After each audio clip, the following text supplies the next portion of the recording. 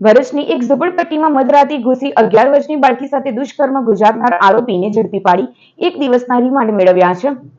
ભરૂચની એક ઝૂંપડપટ્ટી વિસ્તારમાં રહેતો પરિવાર રાત્રિના સમયે પોતાના ઝૂંપડામાં સૂઈ રહ્યો હતો, જેમાં પતિ પત્ની અને તેમના 2 સંતાનોમાં એક પુત્ર અને 11 વર્ષની એક પુત્રી સાથે જ સૂઈ ગયા હતા.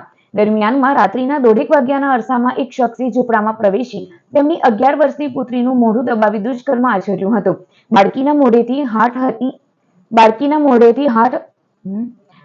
મોઢેથી હાથ હટી જતા તેણે બૂમરાણ મચાવી હતી, જેના પગલે તેના માતા પિતા જાગી ગયા હતા. તેઓ કંઈ કરે તે પહેલા જ નરાધમ ત્યાંથી ભાગ્યો હતો.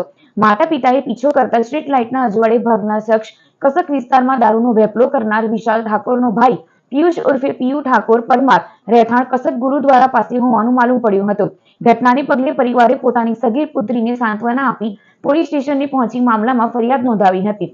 સી ડિવિઝન પોલીસે પોક્સો એક્ટ સહિત અન્ય કલમોને આધારે પિયુષ ઉર્ફે પિયા ઠાકોર પરમાર વિરુદ્ધ ગુનો નોંધી તેને શોધવાની કવાયત હાથ ધરી હતી. દરમિયાનમાં પોલીસે હ્યુમન ઇન્ટેલિજન્સ અને ટેકનિકલ સર્વેલન્સની મદદથી પિયુષ ઉર્ફે પિયા ઠાકોર પરમારને ઝડપી પાડ્યો હતો. પોલીસે તેનું તેમજ સગીરાનું મેડિકલ કરાવવાની કવાયત હાથ ધરી હતી. સાથે જ આરોપીને કોર્ટમાં રજૂ કરી 1 દિવસના રિમાન્ડ મેળવ્યા હતા.